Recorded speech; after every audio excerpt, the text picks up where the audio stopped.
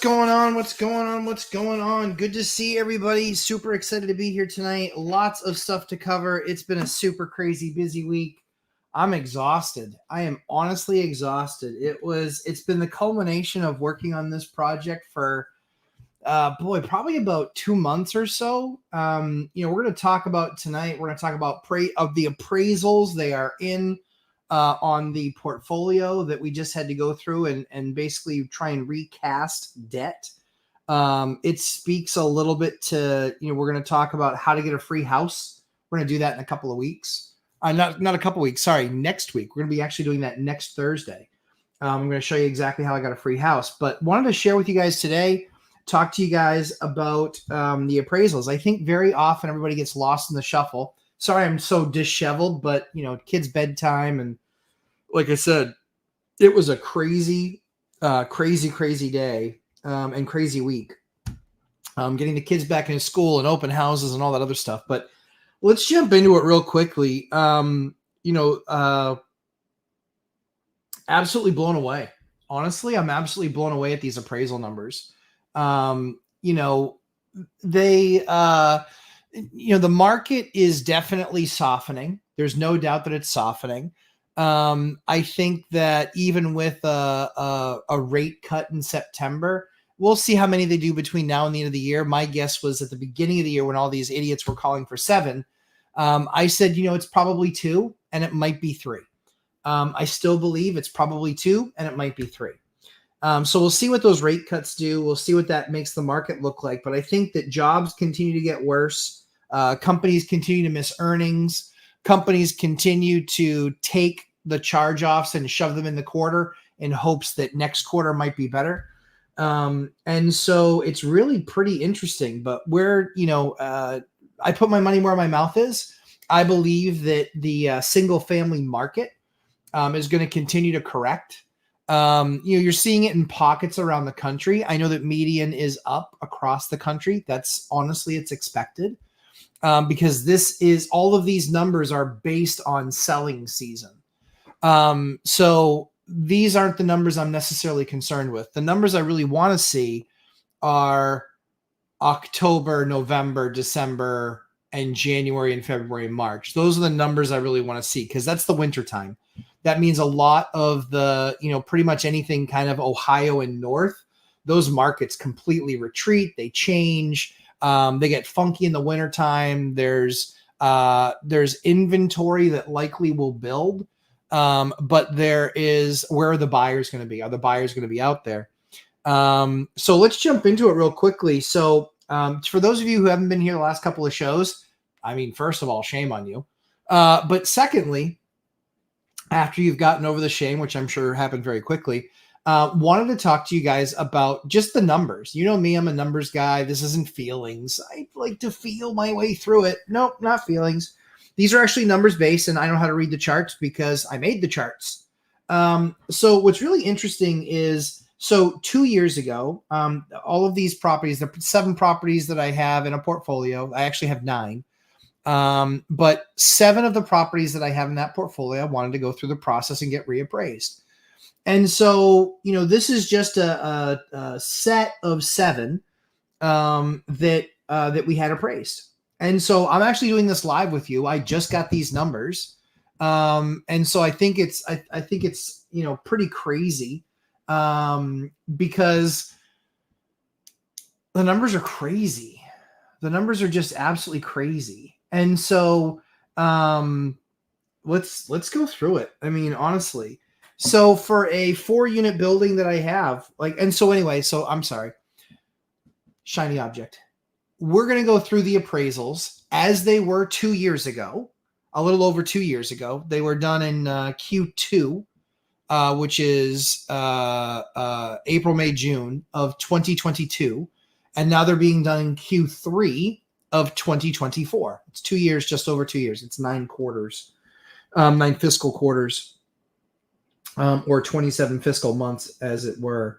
But let's go through it. And so I think the really interesting thing is let's just dive in. So I have a 4-unit. I'm just going to check these off so I make sure not to cover the same one twice. I have a 4-unit that previously, so it's four bedroom, 1.5 bath units. They are basically condo style, but they're not condos. And so, so those units, this one person, honest to God with this person, this is a tenant and she is a colossal pain in the ass.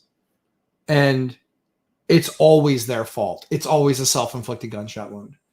And they always call it 9 or 10 o'clock at night, even though they don't work during the day. It's just unbelievable. But anyway, that's such a landlord. Guess what that's going to do? That's going to go to my automated property management system, and I'm going to see in just a moment what she has to say. But as we look at this, so 4-unit building, four side-by-side condos, but they're not condos. They're not condominiumized. There's no condo docs. So it's still a 4-unit building. It's just a unique 4-unit building because it's what's basically called row housing. So it's 1, 2, 3, 4. 4 bed, 1.5 bath. That last appraised for that 2 years ago, just over 2 years ago, 27 months ago, that building appraised for $1.022 million. So I know that's going to blow some of the haters away because they don't understand that I don't invest in $50,000 properties. Our stuff's expensive here. And so that property came in at $1.022 million just over 2 years ago. We're going to roll down in the chat. So you guys start telling me now, same building, 2 years, 3 months later, you start telling me what you guys think that appraised for this year. Again, $1.022 million is what it appraised for last time, just over 2 years ago, 27 months ago to be precise. What do you guys think it appraised for now? And then I'll say all my hellos. BuzzTune, hello. Robert, hello. Dylan, what's up? Good to see you. Hey, Frank. Good to see you, my friend. Jason, hello, sir. Oscar and Laura and Senya. Hi, guys. Hey, Hyder. Good to see you, my friend. Good to see you, Chester. All right. We're now starting to see the numbers. Old guy, REI, 1685. Dylan, 1.2. All right. Anybody, any other guesses? And this is where you can start to feel good about yourself, where you can start to figure out, hey, what's going on in that market over there that Matt's working in. So what's really interesting is, shockingly enough, that building came in. I'm not seeing 1.5 for Oscar. Yep. So we are a market. If it's any pattern of the great financial crisis, we're a market that is never up 300%. So like Mike Zuber talks about with Fresno, he was buying houses for 100 and something thousand. They were going up to 200 and something thousand, or 300,000. And then he was selling them. And then he was able to buy the same thing back at a fraction of the price.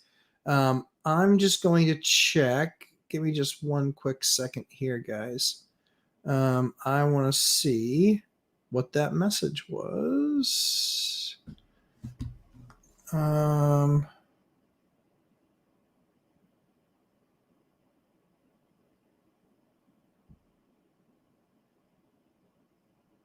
Yeah. Yeah. Well, that's not. They're worried about there's a tile there that's miscolored because upstairs had a stuck flapper, and so water was passing down over. So while it is, but it's not active. They literally called at 9 o'clock at night to replace a tile. God bless it. God bless it. All right, let's see some more numbers here. Investing, folks, 2.3 million. God, I wish. 1.3, 1.32. So right there, Dylan at 1.2. Wealth building journey 1.25. Chester, you win 1.25. You don't win anything other than you're right. Hi, R. Freeman. Good to see you. But yeah, 2.3. Yeah, dear God, I would wish. How kind of them. I know, they just don't care. They literally don't care. There was somebody that called at 6 o'clock this morning because they didn't have hot water. And then they said, but it's because it's out of oil, and that's oil that we actually pay for. They didn't even bother checking the tank. What a bunch of assholes. They had accidentally flipped the emergency switch. That's on them. That's not on me. And you called me at 6 o'clock in the morning to tell me that you don't have hot water, and it's your fault. Get a brain. Honest to God, get a brain. So that property came in at $1.25 million. 1.25. So congratulations, Chester. That was the closest. But 1.25 million. So again, we're doing the math here and we're looking at it, and guys, that's basically a 22% increase, 20 or 24% increase, right? Or 23, right around 23% increase right there.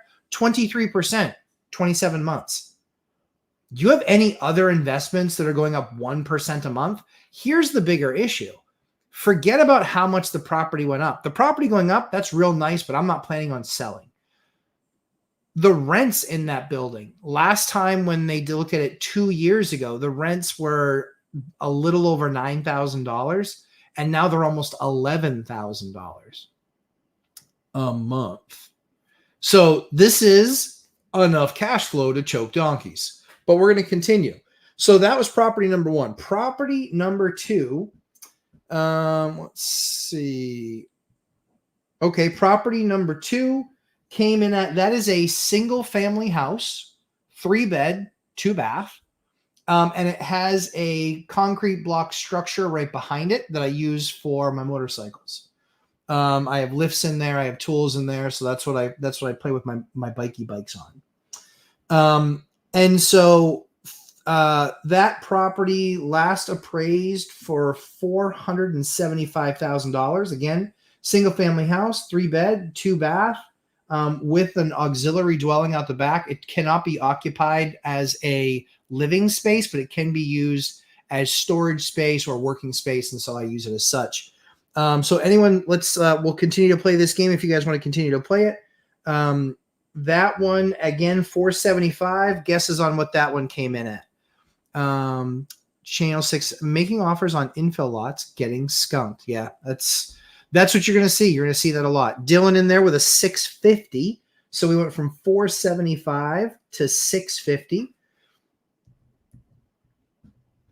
And old area guy, 635. All right, we'll let those other answers trickle in. Do you think, Dylan asked, do you think that's better than most markets? No, I think that's less than a lot of markets. I think Dion's markets appreciated more than that. Dion and Mike, Millennial Mike. I don't know if Zoob's market's gone up that much in 2 years. I don't know. I think he was like starting to see some flatness maybe in the last year. But let's go through the rest of the numbers. Grant was at 550. Investing folks 567. Wealth building journey 515. All right, so those are all the guesses that we got in. That property was 475. That came in at 584. 584. So $109,000 more. So again, believe it or not, right around that 22 to 24%. Right in that range. And that's, you're going to start to see a trend here. But again, you're talking about 475 to 584. I did nothing in the building. Nothing. This is just appreciation that I don't care about. I don't care about appreciation. I can't spend it. However, the rents 2 years ago in that building, I want to say were 25. And now they are 28. So, about 10, 12, 13, 15, about a 14% raise. So let's go to the next one. So the next one was $630,000. That $630,000 property was a 3-unit. It is a 2-bedroom, 1-bath, another 2-bedroom, actually a 2-bedroom, 2-bath, and a 3-bedroom, 1-bath, 3-bedroom, 1-bath, 3-bed, 1-bath in the other property. So 3-1, 2-2, and a 2-1. Rents a couple years ago, I want to say they were 15.45. They were about $6,000. Now they're about $8,000, $7,500 or so. So let's get numbers down here again. So we're looking at 630 was the 2 years ago price. Where are we at now? Yeah, these numbers, right, Grant? They're insane. Dylan McMahon, Do you know what these properties were worth before COVID? Yeah, I know what all of them were worth before COVID. Some of them I purchased before COVID. So we'll do that exercise, Dylan. That's a great idea. I'm going to go through and I'm going to tell you exactly what I bought these properties for and when I bought them. To give you an idea, so the first one that was $1,022,000 that is now worth 1.25, I bought that in 2020. No, 20. I bought that in 2018. I paid, and you'll pick up a trend here too. 2018, I paid $180,000. Yep, $180,000 in 2018 because it was a foreclosure. It was completely destroyed. It was a drug house, or they were drug houses. And I bought it for 180. It was listed for 150. I wanted to make sure I got the deal. I bought it for 180 because I knew the bank would agree to that because it was they just needed to get rid of it, but there were multiple bidders. Paid 180. I put 225,000 into the house, so I was into it for 405.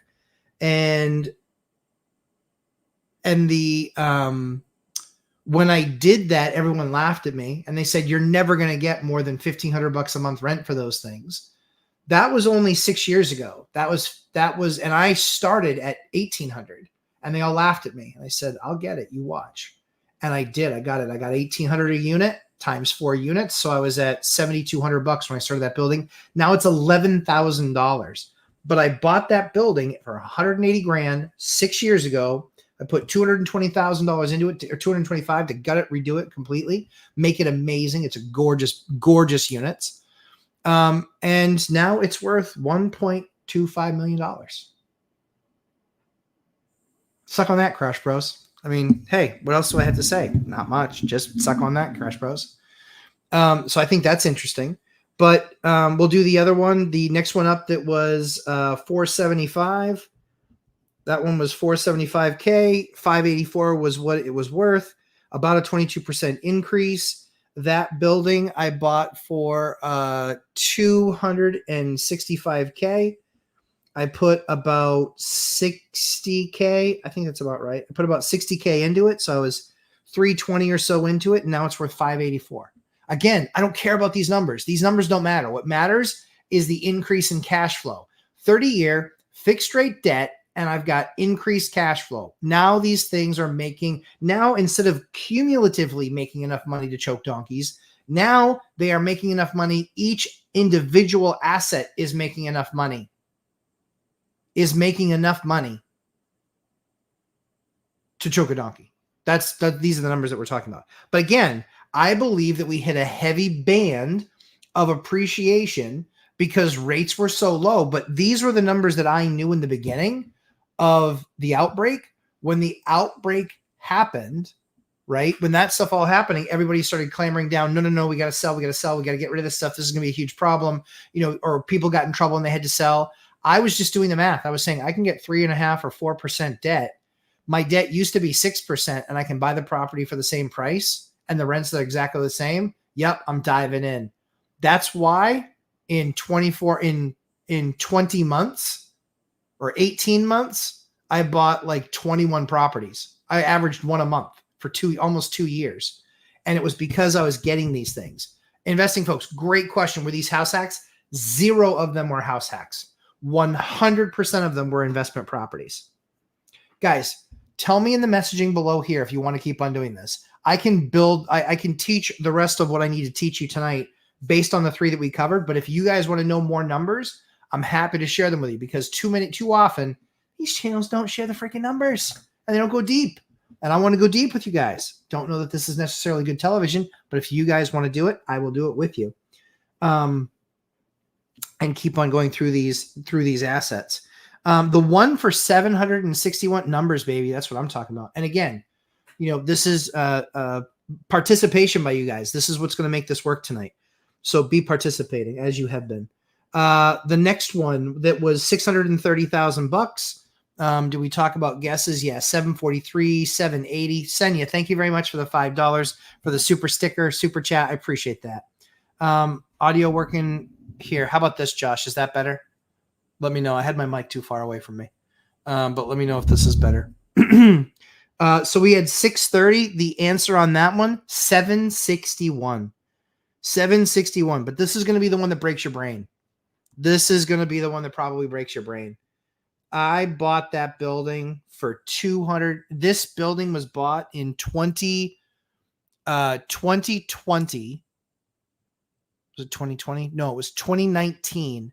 It was 4 months before the pandemic. 4 months. I think I bought this in October of 19. October of 19. Dami, thank you very much. So we're not doing this to share my wins. We're doing this to make sure that you guys get to see an aging portfolio. And because I had all the records of 2 years ago, what they appraised for and now. So I want to make sure you guys know this isn't a bragging video. This video is to make sure you guys see, hey, this was an ordinary time, but the appreciation that we've still seen, the more important thing that I'm trying to cover with you guys is buying deals, getting great prices. No good deals exist. Listen, you wait for your opportunities. I stacked 21 transactions in 18 months. The whole purpose of that was because I could do the math. I understood that if I can get into these value-added projects, because that's why landlords were selling them. They weren't sure what was going to happen. You know, hey, what's up, Jack? Good to see you, my friend. Yeah, all good. All good. I appreciate you guys always watching. So I want to share this stuff with you because yes, there's appreciation, but the rental increases. We might not see a time like this, a time period like this of appreciation ever again. And that's why based on some of these numbers, this is why I believe that there's going to be a little bit of a retraction because we went from 3 and 3.5 and 4% debt to 7 and 7.5 and 8% debt. I believe that prices still are going to come down. So I still believe that the median home price and what's going to be moving on the market, I think that that's still going to come down. I might be slightly wrong on the time. I'm not 4 years or 5 years off, but I might be a little bit off. We'll see what happens in October, November, December, because very often the people that don't live in markets like mine, they have no idea that business and life shut down for 5 months because it's freaking cold, man. If you're in Minnesota, if you're in Michigan, if you're in Wisconsin, if you're in Montana, if you're in these areas, these are nasty, nasty, nasty areas when it comes to weather in the wintertime. And a lot of business shuts down. A lot of it shuts down. So I'm going to keep on carrying through some of these with you. But that house was, so triplex, 222131 was 630 grand 2 years ago. It just appraised for $761,000. But more importantly, I bought that building in 2019, 4 months before the pandemic, for 250 grand. 250 grand is what I paid for that property. Now, again, it was a value add. This is why I teach what I teach, is because I don't want you guys buying cookie cutter turnkey projects. If you buy cookie cutter turnkey projects, you're not going to see returns like this, not anywhere near them. And so 250K, I put about 60 or actually I put about, right around 50 to 60,000 bucks. That seemingly we're about, when you see these numbers kind of continue to like make a rhyme, the reason they continue to make a rhyme is because they are close. They we're about 20,000 bucks a unit.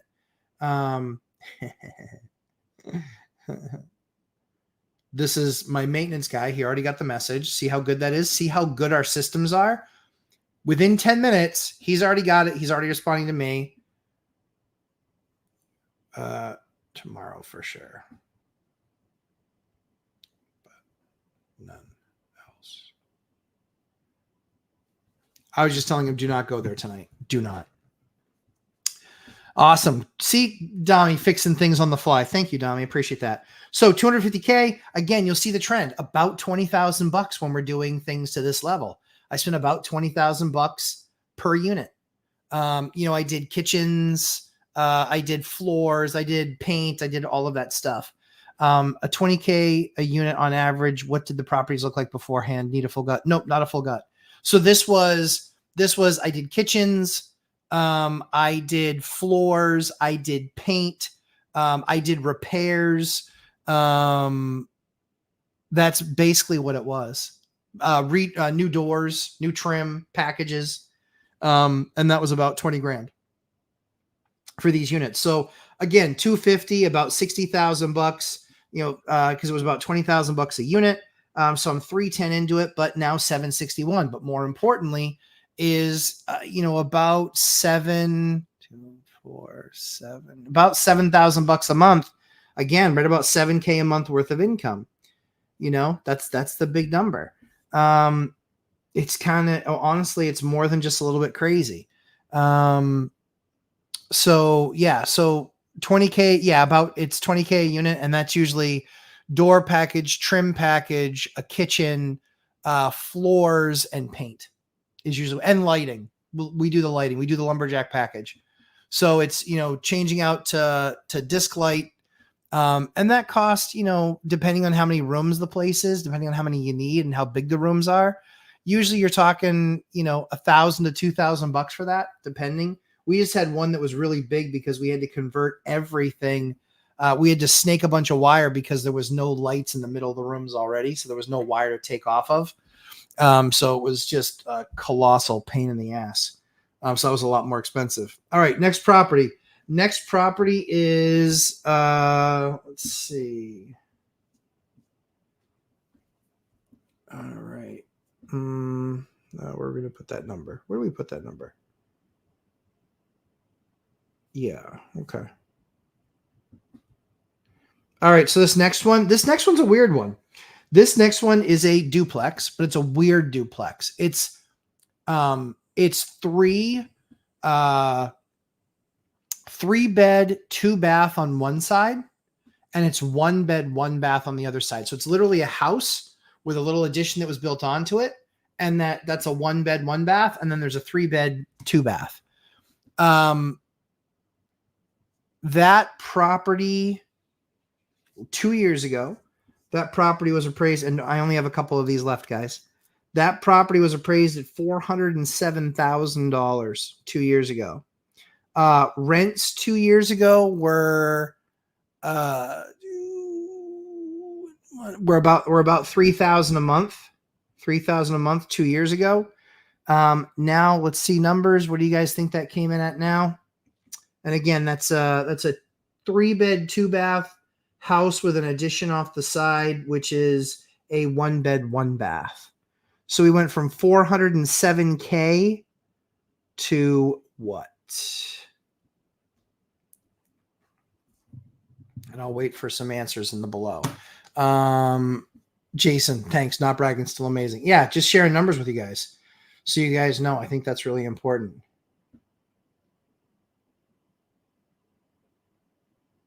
Oh, please. The notes that this person left. What a moron. We don't want a wet tile exploding on their face. Idiots. Wet tile. It's literally, we fixed the leak. There was an additional dripping that left a stain like this big on their ceiling tile. And they're like, it's going to cave in on us. It's not going to cave in on you. Honest to God. Honest to God. All right. So that was 407. We got some numbers in.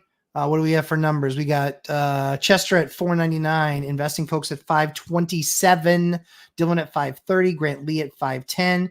Excellent, excellent, excellent job, guys. You're getting really close on these. 526,000 Investing Folks. Hell of a job.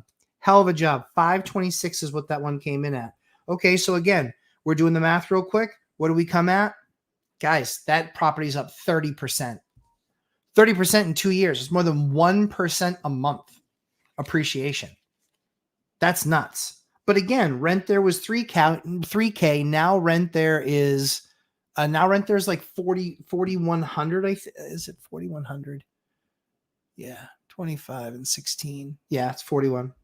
Yeah, so rent now there is 4,100. 4.1K. I'm writing it down so I don't have to remember everything as I go through it. So yeah, nice work. Good work, Investing Folks. All right, we only got a couple left. let's see. This one's another duplex. Let's see. This one's another duplex. Is that this one? Yes. Sorry, on the last one at 407 and 526, that property I purchased for 200 and 260 200 and 283, sorry. 283,000, but I only put about 20K into it. So I was into it for about 303. So worth 407. That one I bought in 2020. That one I bought in 2020. I bought that thing during the pandemic when it was horrible, scary. I bought that during the pandemic. All right, the next one, 448, and that building is a duplex. It is a 3-bed, 1-bath on each side, ranch style. 3-bed, 1-bath each side. 3-bed, 1-bath each side. When I bought it, it was actually vacant when I bought it, so there were no rents when I bought it. But that one, so it was 448. It was 448. What would you guys guess on that property? 448 is what it appraised for 2 years ago. What did it appraise for now? 571. Are they appraised off comps only? So the way that a residential appraisal is done, it's driven by comps, but they do take into account income. They do take into account income. Honest to God, this tenant sucks.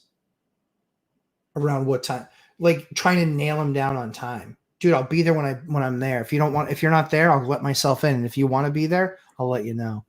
Dear God. This one tenant, man, I've got like 3 of these tenants out of 400, and they're constant. And the funny thing is, I didn't raise their rent.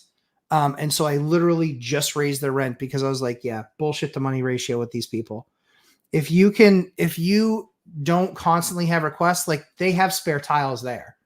We provide 2 and tuck them in the closet in each unit. They could literally just go up, pop that tile, move it down, and put a new one in. But now I'm going to have the cost of sending somebody there. Okay, well, that's increased cost. Way it goes. Let's see.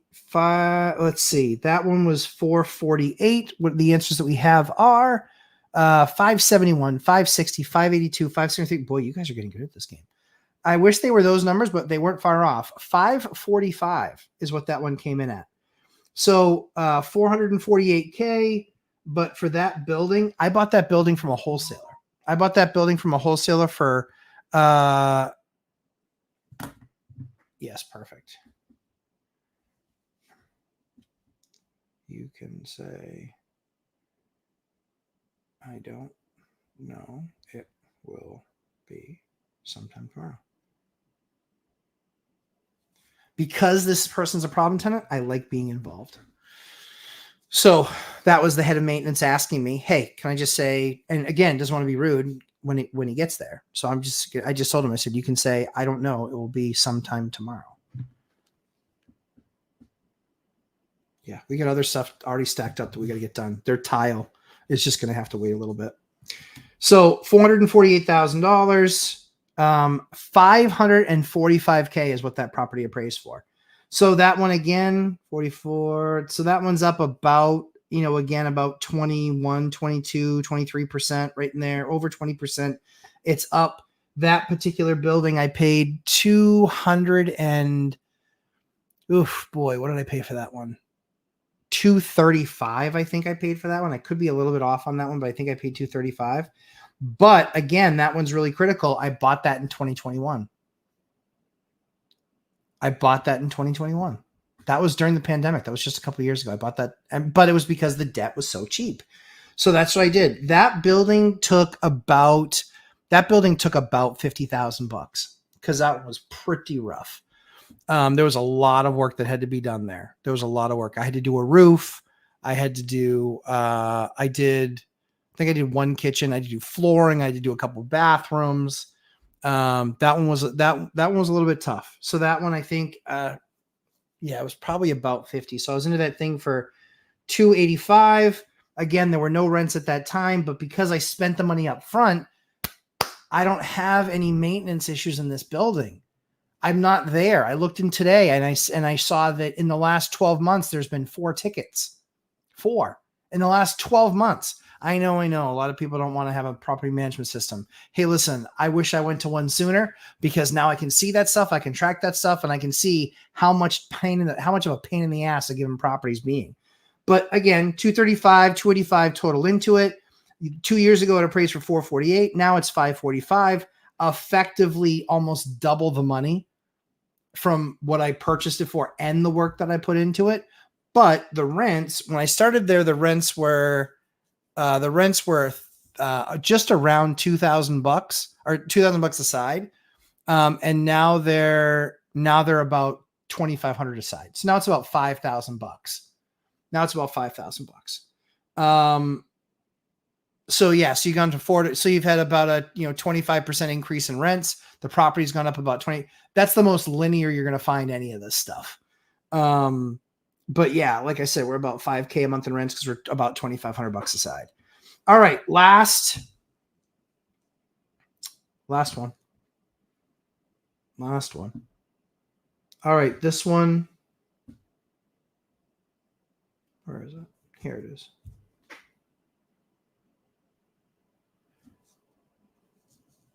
You're going to love this one.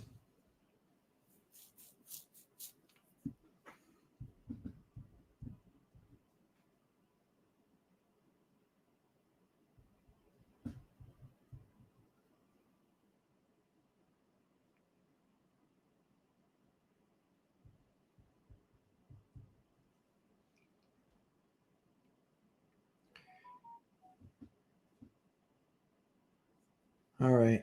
This one, you're going to love this one.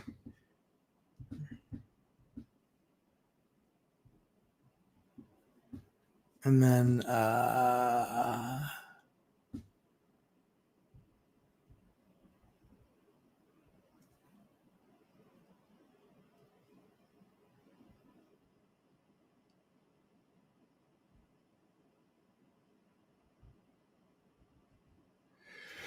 all right, last one. This one is unique. This is the opportunities that we look for, guys. Anytime because I still have searches for single family homes, but I don't like to buy single family homes. The idea is not to buy only single family homes. The idea is to buy single family homes with a twist. And you have to do that move too with a twist. Here's the twist that you have. This particular asset, I look up when older single families come to market. This property was being used as a single family house. I did some of my research. I looked because I'm like, there's a lot of multifamilies around here. Maybe this is against a bunch of multis, but let's at least do the research and try and figure that out. I do the research, figure it out. This used to be a duplex, but it was bought by a family that had like 5 kids and they needed all the rooms. So here's what they did.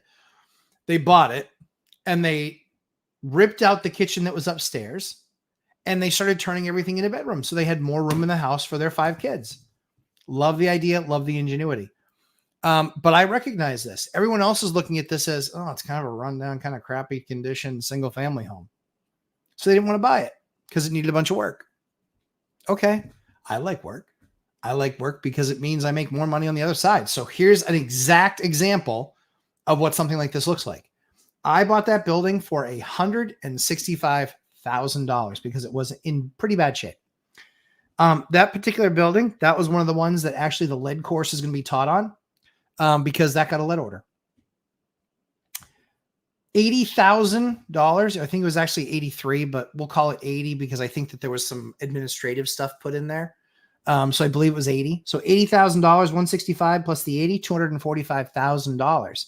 That $80,000 was what helped me turn it into a duplex. I turned it back to a duplex. Why? Because that's completely legal. It is a duplex. It was a couple walls and kitchens were ripped out to make it not a duplex. Well, if they can tear them down and make it not a duplex, I can put it back up and make it a duplex. That's it. It was just that simple. It was literally putting an entry door at the top of the stairs as opposed to not. That's literally what it took. And then obviously putting in a kitchen. But kitchens, baths. So we did everything in this place. $80,000. We did everything here. But here's the crazy thing. 245 into it. This is the second time I've refied this property. Second time. I'm 245 all in, right? Follow me on this.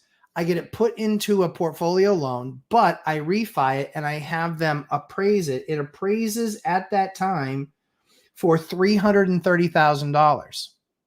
For $330,000. My mortgage on that building, after I did my 20% down and then I funded all of my own, I funded, I didn't have to, but I decided I wanted to because it was such a small project. I was like, you know what, we're just going to fund this out of cash flow. My balance on that when I refi it was $115,000. So I refi it. I get the 115 gets paid off, but now $330,000, $217,000 is what I was able to take out against that property. I got the mortgage of 115 taken care of, but I got $102,000 back. Now I got debt of $217,000 on that asset. $217,000 on that asset. So I leave a little bit of money behind, because it was 245. So I leave a little bit behind, leave about 25 grand behind in the building. And that's fine because the numbers are working. Their numbers are cracking. I'm making like $1,500 a month on the building with the taxes and the insurance and everything. Making great money on the building. But here's the kicker. I'm now refining that asset again. $330,000 is what it appraised for last time. Now, final guesses, kids. $330,000 is what it appraised for last time. What did it appraise for this time? $330,000 last time. What did it appraise for this time? And again, remember, I went from 175 or 165 to 330 value just by putting in 80. So I gained almost $100,000 in value. It's a ton of money. All right, 426. So that went from 330 to you're saying 426. Ethan Wood says 515. 430 says investing folks. All right, tick, tick, tick, tick. 480 says Jason Calzabetta. 450 says Dylan. 460 says Burdick. All right, I'll stop the suspense. $488,000. Jack Lou, very close at 473. But Calzabetta is the closest. Good job, Jason. $480,000. 488 was the actual number. 488 is the actual number. Isn't this unbelievable, guys? I did nothing. I did work in the very beginning, but I did a cash out refi right then, tried to get as much of my money back. But now let's look at the return on this. Again, I'm buying undervalued assets because they're in bad shape. I'm then fixing them up because I can't change the location. I can't change many things, right? But the parking is good. I can't change the location, but that's good. The area, that's good. All of these things. And these are the types of deals that I'm looking at. So I look at this and I say, okay, so I bought it for 165. I put 80 into it. I'm 245 into it. The first appraisal, 330. So I'm basically up $85,000. Now the next appraisal is 488. We're coming off of 245, people. 245. Double. It's double what I had into it in 2 years. Guys, these returns aren't going to last. These numbers aren't going to last. You can't double. Now, you can get significant equity, but that's double, guys. That's double. Now the debt that I have on this thing is $217,000. It's worth $418,000. Just saying, maybe that should be something I sell.